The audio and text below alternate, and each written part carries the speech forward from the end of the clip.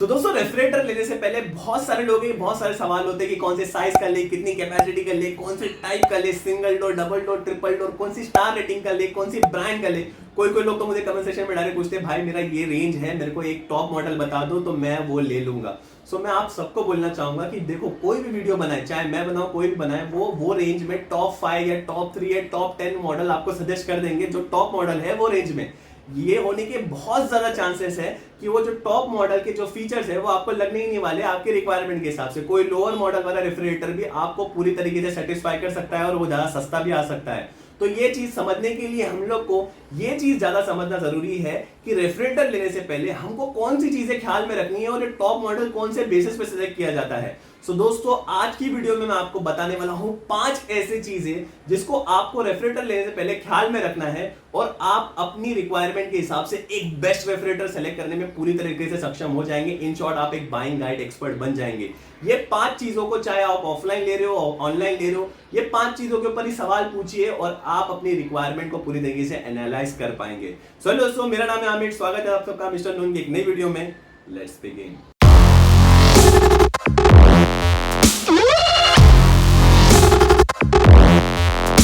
सो दोस्तों पहला सवाल जो हर किसी के मन में होता है और हर कोई मेरे को मोस्टली पूछता भी है कि भाई कौन से ब्रांड का रेफ्रिजरेटर लेना है। तो दोस्तों मैं सबको बोलना चाहूंगा कि देखो सारे ब्रांड अच्छा रेफ्रिजरेटर ही बनाते हो। अगर आप तुम किसी से भी पूछोगे कि कौन से ब्रांड का रेफ्रिजरेटर लेना चाहिए तो यहाँ पर ऑब्वियसली कोई बड़े बड़े लीडर्स है हर कोई सेगमेंट में। तो रेफ्रिजरेटर में बड़े बड़े लीडर्स है, वर्लपूल, गोदरेज, हायर, बॉश, जैसे बहुत सारे लीडर्स है। मतलब इसका ये मतलब नहीं कि छोटे ब्रांड वाले रेफ्रिजरेटर अच्छा नहीं बनाते। ये ब्रांड, इनको ब्रांड अच्छा इसीलिए बोला जाता है क्योंकि ये लोग ने मार्केट एक्वायर कर लिया। इनकी आफ्टर सेल सर्विस अच्छी है। मतलब आप रेफ्रिजरेटर तो एक ही बार लेना रहता है, रेफ्रिजरेटर बड़ा अप्लायंसेस है और ऑब्वियसली रेफ्रिजरेटर के ऊपर अगर आप देखोगे तो ये चीज ऐसी होती है, सस्ती नहीं होती है। इसके ऊपर रेफ्रिजरेटर पे 1-2 साल की वारंटी मिलती है, कंप्रेसर जैसे पार्ट पे 10 साल की वारंटी मिलती है। तो क्या छोटा ब्रांड वाला जो है उसकी आफ्टर सेल सर्विस को 10 साल तक उसको कर पाएगी या नहीं, ये चीजों पे डिसाइड होता है। तो ये ऐसा नहीं है, मतलब कोई छोटा ब्रांड वाला भी अच्छा रेफ्रिजरेटर हो सकता है, पर उसकी सर्विस सेंटर कैसी है, उसकी आफ्टर से सर्विस कैसी है, वो चीज आपको समझना है। अगर करीब में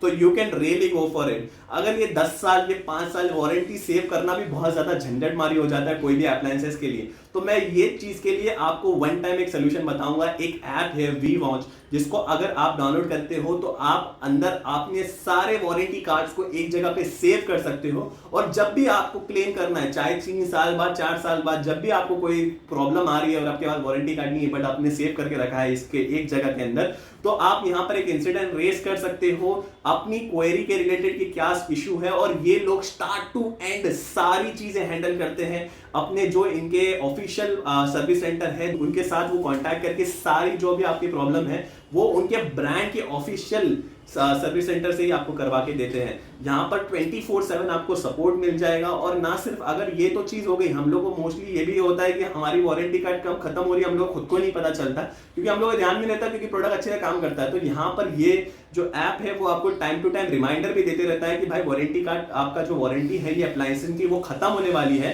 तो अगर आपको कुछ क्लेम करना है तो कर लो। आपको डाउनलोड लिंक डिस्क्रिप्शन के अंदर मिल जाएगी और आपको मेरा एक रेफरल कोड भी मिल जाएगा डिस्क्रिप्शन के अंदर। अगर आप वो रेफरल कोड यूज करते हो तो जब भी आप अपना पहला वारंटी कार्ड इसके अंदर अपलोड करोगे तो आपको 5 टिकट वर्थ 399 फ्री मिल जाएगी, जिसको आप फ्रीली आप इसके अंदर इंसिडेंट रेस कर सकते हो। तो हैसल फ्री रहेगा।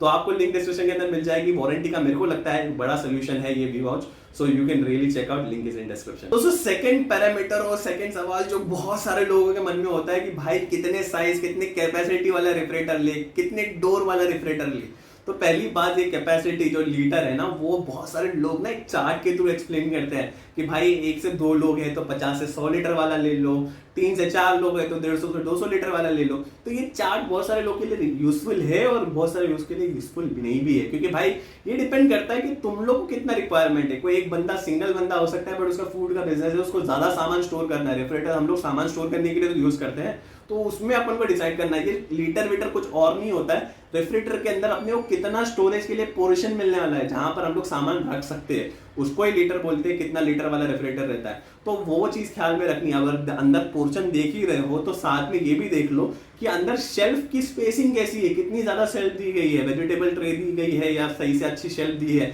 अभी शेल्फ देख रहे हो तो ये भी चीज देख लो कि शेल्फ का मटेरियल क्या है। तो मोस्टली याद रखो जब भी रेफ्रिजरेटर ले रहे हो तो टफन ग्लास शेल्फ अच्छा शेल्फ का मटेरियल होता है, ये ज्यादा इसकी स्ट्रेंथ होती है, तो इसको जरूर पूछना कोई भी रेफ्रिजरेटर ले रहे हो। अब बात आ जाती है भाई कितने डोर वाला रेफ्रिजरेटर लेना है। तो भाई single door, double door, triple door, side by side door, बहुत तरह के डोर वाले रेफ्रिजरेटर हैं। अब यहाँ पर भी वापस से मैं बोलूंगा ये स्टाइल पर डिपेंड करता है। देखो डबल डोर में क्या हो जाएगा कि आपको फ्रीजर अलग मिल जाएगा, फ्रिज अलग मिल जाएगा। सिंगल डोर में फ्रीजर मिल जाता है, फ्रिज मिल जाता है, पर वो एक ही डोर में रहता है। बट कैपेसिटी ज्यादा बढ़ गई है तो आपको डबल डोर लेना ही पड़ेगा, क्योंकि वहां पर फिर इतने में मैनेज नहीं होता और फिर वो सही नहीं दिखता। तो डबल डोर ले रहे हो तो फ्रीजर ऊपर आ जाएगा, फ्रिज नीचे, कहीं कहीं तो आजकल फ्रीजर भी नीचे दे रहे हैं। तो बहुत सारे तरह के साइड में आ गए। ट्रिपल डोर वाला रेफ्रिजरेटर मैं पर्सनली बोलूंगा भाई, रिकमेंड करूंगा मत लो, क्योंकि ज्यादा मेरे को नहीं लगता कुछ काम का है। वहां पर वेजिटेबल के लिए अलग से एक डोर मिल जाएगा। मेरे को लगता है स्पेसिंग का इशू है। ये मेरी चॉइस है भाई, अगर तुम लोग को लगता है कि तुम्हारे लिए अच्छा है you can really go for it. अब जो साइड बाय साइड डोर है वहां पर एक अपने को प्लस पॉइंट मिल जाता है कि ये साइड बाय साइड डोर पहली बात तो बहुत बड़ी बड़ी कैपेसिटी है, 550 850 ऐसे लीटर वाले कैपेसिटी के लिए चाहिए, जहां पर आपकी एक ज्वाइंट फैमिली है तो आप ले सकते हो, पहली बात। और एक दूसरी बात ये महंगा भी आता है, तो ख्याल में रखो। डिस्पेंसर मिल जाता है बाहर, जहां से आप ठंडा पानी बिना खोले बाहर निकाल सकते हो। तो बहुत सारी चीजें, मैं बोल रहा हूँ स्टाइल पे डिपेंड करता है ये सारी चीजें। अब रेफ्रिजरेटर लेने की सोच ही लिए हो भाई कि कौन से लीटर का लेना है, कौन से डोर का लेना है, तो ये चीज भी ख्याल में रख लो कि कहाँ रखने वाले हो, स्पेस है क्या नहीं घर में उस तरीके की, जहां पर प्लग है और वहां पर तुम उसको किचन में सही से तरीके से रख सकोगे। तो ये चीज भी ख्याल में रखना, क्योंकि बहुत सारे लोग ये चीजें ख्याल में नहीं रखते हैं। सो दोस्तों बात करते हैं तीसरे पैरामीटर की, जो है टाइप ऑफ रेफ्रिजरेटर। तो मार्केट में दो टाइप के रेफ्रिजरेटर आजकल मिलते हैं, एक है फ्रॉस्ट फ्री रेफ्रिजरेटर, एक है डायरेक्ट कूल्ड रेफ्रिजरेटर। अगर मैं डायरेक्ट कूल्ड रेफ्रिजरेटर की बात करूं तो ये रेफ्रिजरेटर थोड़ा चीप होता है, लेस पावर कंज्यूमिंग होता है, मतलब यहाँ पर आपके बिजली का पैसा भी बचने वाला है। और ये refrigerator natural convention method use करता है इसके इंटीरियर को कूल करने के लिए, जहां ये फैन या ब्लोअर को यूज नहीं करता, मतलब इसके अंदर से नॉइज भी थोड़ी कम आने वाली है। अगर मैं कौन साइड में बात करूं तो इसके फ्रीजर में आपको मैन्युअल डीफ्रॉस्टिंग करनी पड़ेगी, मतलब जो फ्रीजर की जो वॉल्व होती है वहां पर इसकी बर्फ चिपक जाती है। अगर आप इसको 1 से 1.5 हफ्ता यूज कर रहे हो, मतलब आपको रेगुलरली 1 से 1.5 हफ्ते में इसकी मैन्युअल डीफ्रॉस्टिंग करनी पड़ेगी। अब बात करते हैं दूसरे टाइप के रेफ्रिजरेटर की, जो है फ्रॉस्ट फ्री। फ्रॉस्ट फ्री जैसे इसका नेम सजेस्ट करता है, इसके अंदर आपको मैन्युअल डीफ्रॉस्टिंग नहीं करनी पड़ेगी, बट ये थोड़ा महंगा आता है, पावर भी थोड़ा ज्यादा कंज्यूम करता है। तो ये चीज ख्याल में रखिए जब भी आप एक रेफ्रिजरेटर सेलेक्ट कर रहे हैं कि आपको कौन से टाइप का रेफ्रिजरेटर चाहिए। सो दोस्तों बात करते हैं चौथे पैरामीटर की, वो है कंप्रेसर। कंप्रेसर जैसे हार्ट होता है एक एसी में, उसी तरीके से ये हार्ट होता है एक रेफ्रिजरेटर में, क्योंकि यही कंप्रेस कूल एयर रेफ्रिजरेटर में देता है और इसी वजह से कूलिंग होती है।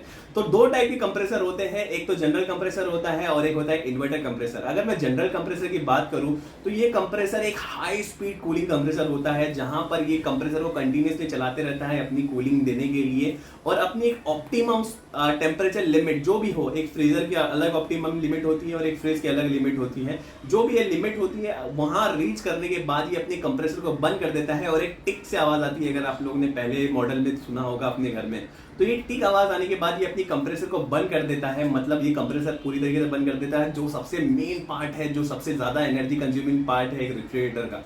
और जब वापस से पावर, जो इसकी टेम्परेचर पावर है, जब वापस से कम होती है तब जाके रेफ्रिजरेटर वापस से कंप्रेसर को चालू करता है, मतलब एक बड़े पार्ट को बंद करके वापस चालू करना है। इन शॉर्ट एनर्जी ज्यादा जा रही है, पावर कंजम्पशन ज्यादा जा रही है।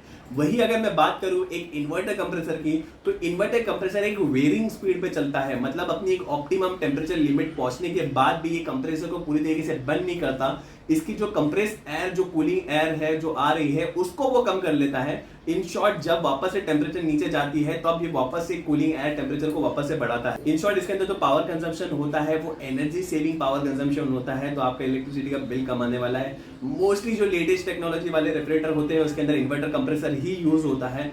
इसका मतलब ये नहीं है कि जनरल कंप्रेसर वापस से खराब है, ये डिपेंड करता है आपकी रिक्वायरमेंट की। अगर आपने फूड स्टोरेज ज्यादा क्वांटिटी में रखना है और उसके बाद जब कंप्रेसर बंद हो जाता है तो आप रेफ्रिजरेटर पूरी तरीके से बंद कर सकते हो और वापस 1 घंटे में चालू कर सकते हो। तो इन शॉर्ट वहां पर एनर्जी कंजम्पशन बढ़ रही है आपकी, तो ये चीज भी ख्याल में रखना। सो दोस्तों बात करते हैं पांचवें पैरामीटर की, जो आपको ख्याल में रखना है जब भी आप एक रेफ्रिजरेटर सेलेक्ट कर रहे हो, वो है एनर्जी स्टार रेटिंग। जहां रेफ्रिजरेटर के ऊपर थप्पा लगा के बेचा जाता है कि ये 5 स्टार रेटेड रेफ्रिजरेटर है, ये 3 स्टार रेटेड है, 2 स्टार है। तो ये जो रेटिंग है वो इनकी एनर्जी कंजम्पशन के ऊपर दी जाती है। जो रेफ्रिजरेटर सबसे ज्यादा एनर्जी सेव करके देगा उसको ज्यादा स्टार दिया जाता है। इन शॉर्ट 5 स्टार वाला रेफ्रिजरेटर अच्छा होता है, जहां आपको ज्यादा एनर्जी सेव करके मिलने वाली है। बट ये रेफ्रिजरेटर थोड़े महंगे आते हैं, तो ये ख्याल में रखना है। आजकल नए नए टेक्नोलॉजी वाले रेफ्रिजरेटर आ गए हैं, जहां पर आपको एक नए टाइप का रेफ्रिजरेटर देखने मिल जाएगा, कन्वर्टेबल टाइप रेफ्रिजरेटर, जहां पर आप फ्रीजर को फ्रिज बना सकते हो और फ्रिज को फ्रीजर बना सकते हो, मतलब इंटरचेंज कर सकते हो दोनों को। मतलब आपको जब फ्रीजर नहीं लग रहा है तो उसको फ्रिज बना लीजिए, क्योंकि फ्रीजर ज्यादा पावर लेता है। और एक नई टेक्नोलॉजी आ गई है, स्मार्ट कूल वाली टेक्नोलॉजी, जहां पर आप अपने फ्रीजर को बंद भी कर सकते हो और फ्रिज को सिर्फ चालू भी रख सकते हो, जहां आप अपने टेम्परेचर भी मेंटेन कर सकते हो। आप फ्रीजर भी बंद कर सकते हो, फ्रिज भी बंद कर सकते हो। अगर रिक्वायरमेंट नहीं है, किसी दिन आपको बर्फ नहीं बनाना, तो फ्रीजर बंद कर सकते हैं। तो ये कुछ एडिशनल फीचर्स हैं जो आप चेक कर सकते हो जब भी आप एक रेफ्रिजरेटर ले रहे हो। सो दोस्तों, ये थे मेरे कुछ पैरामीटर्स जो आपको ख्याल में रखना है जब भी आप एक रेफ्रिजरेटर खरीद रहे हो। यही सबसे मेन पैरामीटर है, आपको इसके अलावा और कुछ पूछने की जरूरत नहीं है। मेरे रिकमेंडेड बेस्ट रेफ्रिजरेटर की सारी लिंक आपको डिस्क्रिप्शन के अंदर मिल जाएगी। अगर आपको वारंटी रिलेटेड इश्यूज है तो आप अपने सारे बड़े अप्लायंसेस से लेकर छोटे अप्लायंसेस की वारंटी एक जगह स्टोर कर सकते हैं, वो है वी वाउच में, जहां पर आपको वारंटी के लिए सारा एक सोल्यूशन मिल जाएगा। सो लिंक आपको डिस्क्रिप्शन के अंदर मिल जाएगी। मेरा रेफरल कोड जरूर इस्तेमाल करना, उससे आपको 5 टिकट फ्री मिल जाएगी वर्थ 399। तो प्लीज जरूर चेक करना। अगर वीडियो रिलेटेड कोई भी क्वेरी है और बाइंग गाइड रिलेटेड कोई भी क्वेरी है तो प्लीज कमेंट सेक्शन में मेंशन करो, मैं सबका आंसर देने की पूरी तरीके से कोशिश करूंगा। सो दोस्तों, आज के लिए बस इतना ही। जल्दी मिलेंगे एक नई वीडियो के साथ, तब तक के लिए stay healthy, stay safe, bye.